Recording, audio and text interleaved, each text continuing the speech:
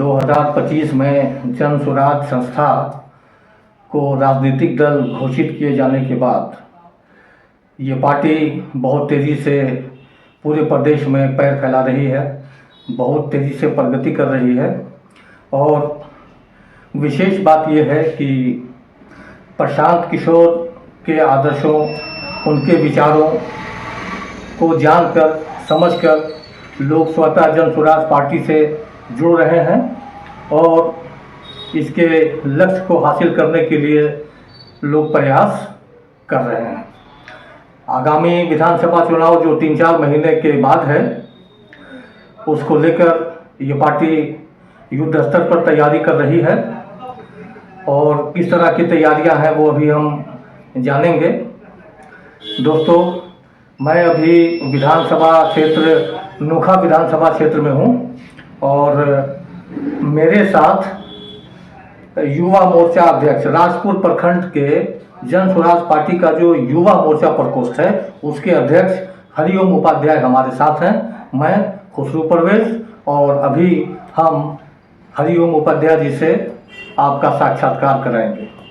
तो आइए भाई हरिओम उपाध्याय जी, बताइए कि किस तरह से आप प्रभावित हुए प्रशांत किशोर से और जन स्वराज पार्टी से। क्या आपने देखा, क्या गुण आपने पाया प्रशांत किशोर जी में, किस तरह आप आकर्षित हो गए? सबसे पहले सर आपको और आपके समस्त दर्शकों को मेरे तरफ से तहे दिल से शुक्रिया। चलिए, धन्यवाद सर। मेरा नाम आप जिक्र किए हरिओम उपाध्याय जी और युवा मोर्चा के मैं अध्यक्ष हूँ। थोड़ा सा मैं अपना परिचय बता देना चाहता हूँ। और मैंने दिल्ली यूनिवर्सिटी से पढ़ाई की है और मेरा पॉलिटिकल साइंस ऑनर्स था वहाँ रहकर मैं यूपीएससी का तैयारी करता था। क्योंकि आप जान रहे हैं कि बिहार में जो शिक्षा का व्यवस्था है, अपर जो मतलब एक अच्छी ढंग से शिक्षा मिलनी चाहिए वो यहाँ है नहीं, तो इसके लिए मुझे दिल्ली जाना पड़ा। अच्छा। तो हम वहाँ गए, यूपीएससी की तैयारी की और मेरा 1 मार्क्स यूपीएससी में नहीं हुआ, सिलेक्शन नहीं हुआ मेरा। तो सर उसके बाद मैं कोरोना के टाइम में यहाँ आया, अपने स्टेट में रिटर्न हुआ और उसके बाद फिर मैं दिल्ली कभी गया नहीं। तो मैं बीपीएससी के एग्ज़ाम देने के लिए गया था पटना और वहाँ मैं प्रशांत जी का बैनर देखा लगा हुआ था और यूट्यूब पर भी उनका देखा वीडियो। मैं उनके जो विचार है उनसे बहुत प्रभावित हुआ। तो मैं उनसे मिलने के लिए मधुबनी जो मधेपुरा डिस्ट्रिक्ट है वहाँ गया मैं और मेरा मुलाकात नहीं हो पाया वहाँ पे। फिर मैं वापस घर आ गया, लेकिन मेरा मन में ये बात बैठ गया था कि नहीं, उनसे मुझे मिलना है। मेरी मुलाकात हुई 2 दफ़ा पटना में। मैंने उनसे बातचीत की और मुझे अच्छा लगा उनका विचार। मुझे ऐसा लगा कि बिहार में कोई एक नेता अब जा कर के आए हैं जिनमें एक जुनून है, जो बुद्धि से भी बलवान है, धन संपदा से भी बलवान है, जिनकी शोहरत भी है और दौलत भी है, सब कुछ है उनके पास, सब चीज़ से परिपूर्ण है। और वो सब चीज़ से परिपूर्ण होने के बावजूद भी वो सारे चीज़ को त्याग करके गांव-गांव पैदल चल करके वो समझ रहे हैं कि बिहार की दुर्दशा क्या है, उसको समझ करके और वो एक नई पार्टी बनाए। इसके बाद वो मतलब उनका जो भी दिखाई दे रहा है कि नहीं भाई एक आदमी है जो जुनून के साथ बिहार बदलने के लिए काम कर रहा है। तो मुझे लगा कि प्रशांत किशोर जी एक विचार है और उनके विचार बिहार बदलने को लेकर के मुझे अच्छा लगा, इसलिए मैंने उनके पार्टी को ज्वाइन किया। और मैं इस पार्टी में आपको आज एक बात दावा कर देना चाहता हूँ इस चैनल के माध्यम से कि मेरा उम्र अभी 26 ईयर है जी। मैं आज ये वादा करता हूँ कि आज से लेकर के मेरा ताउम्र मैं इस पार्टी का मेंबर रहूँगा। मैं किसी अन्य दल में अपने जीवन में कभी नहीं जाऊँगा और मैं हमेशा अपने बिहार की मिट्टी को स्वस्थ और अच्छे ढंग से पर्यावरण बनाने के लिए, बिहार को विकसित करने के लिए हम अपना टाइम देंगे और हम प्रशांत किशोर जी के कंधा लगाएंगे करने से। अच्छा, ये बताइए, प्रशांत किशोर जी ने तो अपना करियर किसी न किसी राजनीतिक दल से जुड़कर, जैसे उन्होंने सबसे पहले बीजेपी के साथ जो है रणनीतिकार के तौर पे काम किया जी, तो तभी आप जानते ही होंगे जी प्रशांत किशोर के बारे में, आपने सुना भी होगा जी बिल्कुल, और जाने भी होंगे। उसके बाद वो कांग्रेस और टीएमसी तृणमूल कांग्रेस जो है वेस्ट बंगाल, जी जी जी, प्लस जो है वो जदयू के उपाध्यक्ष भी रहे। जी जी, तो तब के प्रशांत किशोर में और अब के प्रशांत किशोर में आप क्या अंतर पाते हैं? क्योंकि तब वो एक रणनीतिकार थे जी और आज वो एक राजनीतिज्ञ हो गए हैं। जी। लेकिन उससे ज़्यादा मुझे लगता है कि जिस तरह से लोगों का रिस्पॉन्स मिल रहा है लोगों से बात करने पे, जी जी जी ऐसा लगता है कि लोग प्रशांत किशोर को एक राजनीतिज्ञ नहीं बल्कि शिल्पकार के तौर पे देख रहे हैं, जी जी जी जहाँ पे लोगों को बिहार के लिए एक भविष्य दिखाई दे रहा जी है। जी। तो आपको क्या अंतर लगता है जब वो एक रणनीतिकार थे और अब वो एक शिल्पकार के तौर पे देखे जा रहे हैं? जी सर, प्रशांत किशोर जी पहले आप खुद बोले रणनीतिकार के तौर पे अन्य दलों के साथ मिलकर के काम किया, सहयोग किया, लेकिन उसके लिए पहले सर वो पेमेंट लेते थे। जी। उनका एक फी होता था। जैसे आप एक सिटीजन है भारत के, हाँ।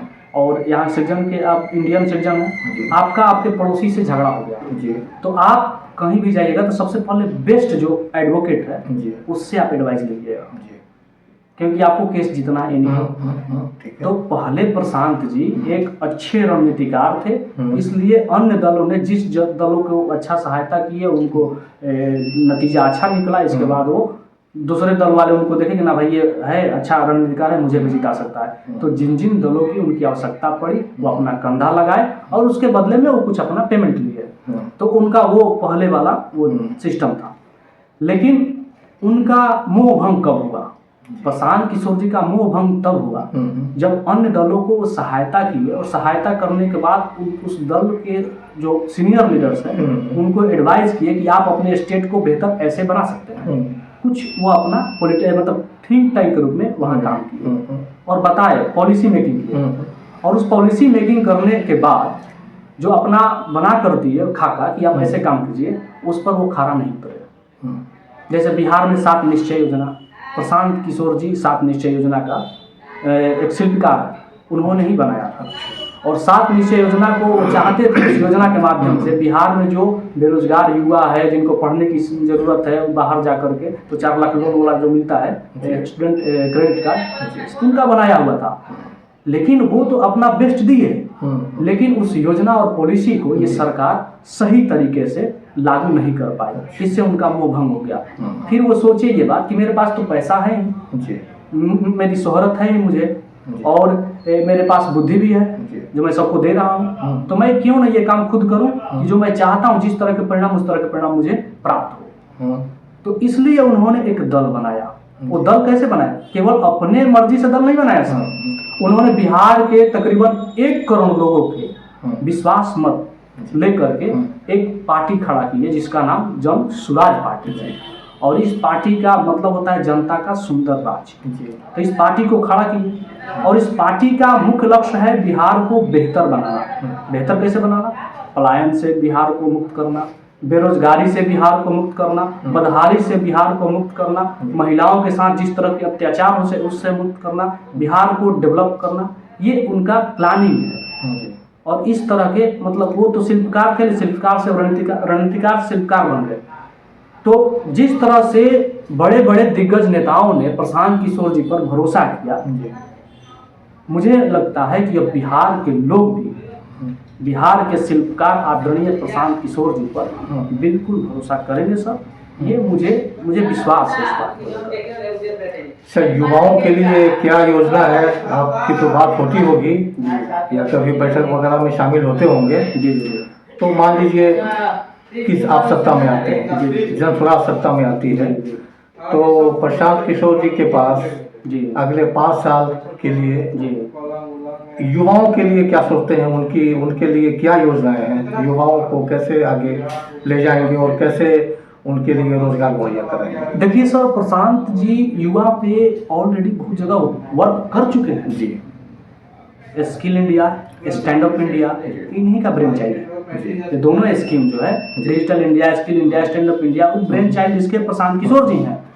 बिहार में आपको बता दिए 7 निश्चय योजना, वो भी उसके भी ब्रेन चाइल्ड आदरणीय प्रशांत किशोर जी हैं। तो उनके पास एक बेहतर पॉलिसी है, चूंकि वो पॉलिसी मेकिंग कर चुके हैं। केवल भारत में ही नहीं, भारत के साथ साथ WHO में, मैंने कहने का मतलब ये मेरा है कि वो वर्ल्ड लेवल पर पॉलिसी मेकिंग कर चुके हैं। उसके बाद भारत के भिन्न भिन्न स्टेटों में पॉलिसी मेकिंग कर चुके हैं। अब वो आए हैं अपने स्टेट बिहार में। वो अच्छी तरह से जानते हैं कि बिहार के लड़कों के साथ क्या समस्या है। बिहार में एक दल के नेता बोलते हैं कि हम 5 लाख जॉब दे दिए, जबकि उनके ही संस्थान का ये रिपोर्ट है कि अभी तक मतलब 50-55 वर्षों में बिहार सरकार केवल और केवल 23.25 लाख ही जॉब दे पाई है। अच्छा, तो ये 5 लाख 1 करोड़ 2 करोड़ जॉब देने की बात करते हैं, वो तो उनका फर्जी डेटा है। अब आप बोल रहे हैं सर कि प्रशांत किशोर क्या करेंगे, 5 साल के लिए क्या स्कीम है। प्रशांत किशोर जी ये बात बोले हैं कि मेरा जैसे ही मेरी सरकार बनेगी, जनता का मत हासिल होगा, उस मत हासिल होते ही उनका पहला प्रायोरिटी है कि एक मिनिस्ट्री बनाएंगे, युवा मंत्रालय। उस मंत्रालय के माध्यम से बिहार से जितने लोग पलायन किए हुए हैं 10-15 हजार के जॉब को लेकर, उनको सबका एक डेटा तैयार होगा, हर ब्लॉक में काउंटर बनेगा, और जो हम लोग बना रहे हैं परिवार लाभ कार्ड, उस परिवार लाभ कार्ड लेकर के लोग वहां जाएंगे, और जो लोग जिस 5 जो निश्चय है प्रशांत किशोर जी का, उस 5 निश्चय में जिसके लिए वो एलिजिबल है उसका उनको लाभ मिलेगा। उसमें लिखा हुआ है, फर्स्ट बार में लिखा हुआ है युवाओं का पलायन बंद करना है। फर्स्ट प्रायोरिटी है हमारे नेता जन स्वराज पार्टी के प्रणेता आदरणीय प्रशांत किशोर जी का। फर्स्ट उनका प्रायोरिटी है कि हम 10 से 12 हजार 10-15 हजार के जॉब के लिए जो युवा बिहार से पलायन करके महाराष्ट्र, गुजरात और दिल्ली, कोलकाता, मुंबई जाकर के अपना शरीर गला रहे हैं, हड्डी गला रहे हैं, उनको वापस ला करके हम बिहार में वो जॉब देंगे। तो ये उनका पहला स्कीम है सर, और इस तरह से वो युवाओं को एक बेहतर रोजगार देने का वो काम करेंगे। जिसकी जो योग्यता है, जैसे जो लोग लेबर हैं, उनकी कोई फॉर्मल एजुकेशन नहीं है, वो नहीं जानते, वो लेबर ही कर सकते हैं, तो उनके लिए वैसा जॉब दिया जाएगा। जो लोग पढ़े लिखे हैं, जिनको कंप्यूटर की नॉलेज है, उनको अलग किस्म का जॉब दिया जाएगा। जो लोग इंग्लिश अच्छे बोल लेते हैं, समझ लेते हैं, इंग्लिश को डिस्क्राइब करके दूसरे को समझा सकते हैं, उनके लिए एक अलग से क्राइटेरिया रहेगा, जॉब दिया जाएगा। जो लोग बीटेक करके बैठे हुए हैं, जो लोग पीएचडी करके बैठे हुए हैं, उनके लिए अलग से जॉब मिलेगा। मतलब कहने का मतलब है समाज के हर वर्ग के युवा उनके एजुकेशनल बेसिस पे उनको रोजगार ये सरकार देने की काम करेगी। अच्छा, ये बताइए कि जब लोगों के बीच जाते हैं जी, और आप लोग संपर्क करते हैं, जन स्वराज की बात रखते हैं, प्रशांत किशोर की बात रखते हैं, तो किस तरह का रिस्पॉन्स लोगों से मिलता है, खासकर युवाओं से क्या प्रतिक्रिया होती है? देखिए सर, बिहार के हम तो मतलब आज से नहीं, मेरा जन स्वराज का प्रचार करते करते आज हो गया मेरा 1.5 साल जी। पार्टी बनने के पहले से मैं जुड़ा हुआ जी पार्टी में, तो मैं तब से लेकर के आज तक प्रचार कर रहा हूँ जी। मैं जहाँ भी सर जाता हूँ वहाँ के युवाओं का रिस्पॉन्स यही होता है, फर्स्ट रिस्पॉन्स ये होता है कि ये जन स्वराज वाले हैं, ये पढ़े लिखे का दल है, ये काटा और बंदूक वाले नहीं है। हम जाते हैं, उनको समझाते हैं, वो हमारे साथ आ जाते हैं। कैसे आ जाते हैं भैया? वो प्रशांत किशोर को देख रहे हैं, प्रशांत किशोर को देख रहे हैं कि जो आदमी वर्ल्ड हेल्थ पॉलिसी बनाया है, जो आदमी मोदी जैसे आदमी को मोदी जी को पॉलिसी मेकिंग करके दिया है, ये हो ही नहीं सकता कि वो बिहार नहीं बदल सकता। उसमें वो कैपेबिलिटी है, कैपेसिटी है कि वो जरूर और जरूर उसके पास एक अच्छी सोच होगी और वो जरूर बिहार बदलेगा। और उनको एक भरोसा है सर, हम जहाँ भी जाते हैं युवाओं को जन स्वराज पर और आदरणीय हमारे जन स्वराज पार्टी के प्रणेता आदरणीय प्रशांत किशोर पर भरोसा है। महिला हो, युवा हो, बुजुर्ग हो, किसान हो, मजदूर हो, सभी वर्ग के लोगों का हमारे नेता आदरणीय प्रशांत किशोर जी पर भरपूर विश्वास है। वो खुले मन से कहते हैं कि हम इस बार केवल और केवल जन स्वराज को वोट देंगे और किसी को हम वोट देने वाले नहीं हैं, उनका ये कहना है सर। और मुझे रिस्पॉन्स बहुत अच्छा मिलता है और मुझे बहुत सुखद महसूस होता है, क्योंकि वो ऐसी बात करते हैं सर। बोलते हैं कि इतने सालों से हम वोट देते आ रहे हैं, लेकिन आज तक हमारे जीवन में कोई परिवर्तन नहीं हुआ, हम इस बात को नहीं समझ पा रहे थे। लेकिन हमारे एक बिहार के दूसरा मतलब बिहार के गांधी और देश के दूसरा गांधी आदरणीय प्रशांत किशोर जी हैं, जो हमारी नेत्र चक्षु जो है, हमारे जो चक्षु है खोल दिए हैं, ज्ञान चक्षु को। तो वो ये इस तरह से वो प्रशांत किशोर जी के बारे में रिस्पॉन्स देते हैं, एकदम पॉजिटिव रिस्पॉन्स। हर तरह, हर कम्युनिटी, हर लोग प्रशांत किशोर जी के बारे में पॉजिटिव सोच रखते हैं और वो जन स्वराज के साथ कंधा मिलाकर इस बार बिहार बदलने के प्रयास में उनके साथ रहेंगे। अच्छा, बिहार में अभी राजनीति के दो ध्रुव पहले से हैं, जी सर। एनडीए और इंडिया गठबंधन। इंडिया गठबंधन, जी सर। तो आप लोग यानी जन स्वराज या प्रशांत किशोर, जी सर। ये इनमें से किस ध्रुव को, एनडीए को या इंडिया को, जी अपना वो ज़्यादा मजबूत मानते हैं, जी। जिससे मुकाबला उनको लगता है कि इससे ज़्यादा टफ है? देखिए सर, ये कोई कुश्ती नहीं है कि हम अपने से किसी को कमज़ोर समझे, किसी को मजबूत समझे। हमारी लड़ाई किसी से नहीं है, फर्स्ट मेरा कहना है। और हमारे नेता जैसा कि आदरणीय प्रशांत किशोर जी ये बात कहते आ रहे हैं कि हमारी लड़ाई किसी से नहीं है। हमारी लड़ाई है, आप ब्लॉक में चले जाइए, वहाँ बैठे अफसर जो हैं लोगों को ऐंठ रहे हैं, उनसे पैसा ले रहे हैं, जबकि ये कर्तव्य है उनका किसी कागज पर साइन करना, उसी के लिए उनको सरकार पेमेंट कर रही है। फिर भी इसके बावजूद भी वो पैसे ले रहे हैं उनसे। तो हमारी लड़ाई वहाँ है। हमारी लड़ाई यहाँ के युवक पढ़ लिख करके और दर बदर भटक रहे हैं, उनको रोजगार नहीं मिल रहा है। हमारी लड़ाई वहाँ है।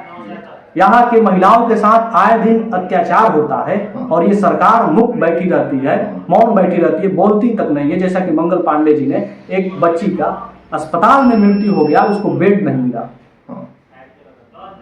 तो हमारी लड़ाई वहाँ है सर। हमारी लड़ाई है भूखमरी से, अशिक्षा से, बेरोजगारी से, महिला उत्पीड़न से और युवाओं को रोजगार देने से। हमारी लड़ाई किसी सरकार से नहीं है, किसी दल से नहीं है, किसी व्यक्ति से नहीं है और किसी पार्टी से नहीं है। अच्छा, अभी जो मतदाता पुनरीक्षण कार्यक्रम SIR जी जी बिहार में चल रहा है जी, 65.64 लाख, जी 65 लाख, अराउंड 65 लैक्स, 65.64 लाख, जी सर।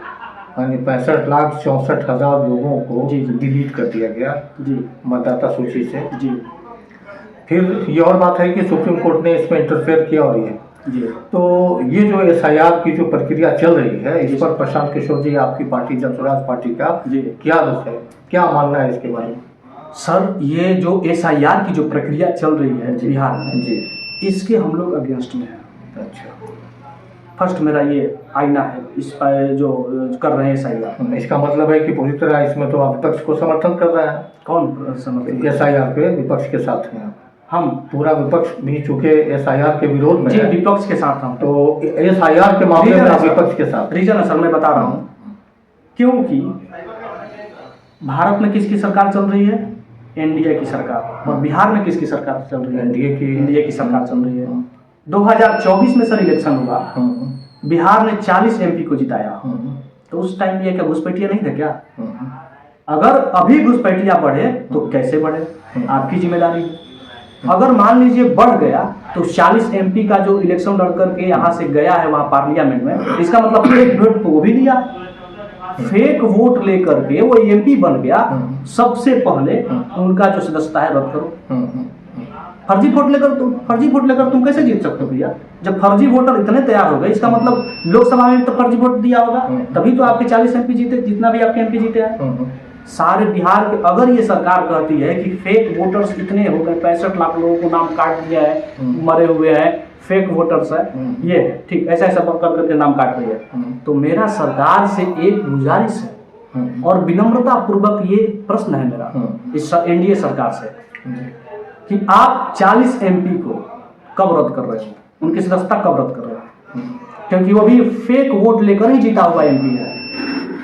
अच्छा, आपको क्या लगता है ये घुसपैठिया का जो नारा दिया जा रहा है, घुसपैठिया का जो शोर मचाया जा रहा है, तो क्या आप लोगों को ऐसा लगता है कि ये किसी पर्टिकुलर कम्युनिटी को टारगेट किया जा रहा है? घुसपैठिया शब्द एक प्रतीक के तौर पर किसी विशेष कम्युनिटी को के लिए इस्तेमाल किया जा रहा है, क्या आप फील करते हैं? देखिए सर, सरकार जो ये है ना, अगर ये ऐसा कह रही है कि घुसपैठिया यहाँ आ गए हैं, तो सबसे पहला डंडा सरकार पर गिरना चाहिए।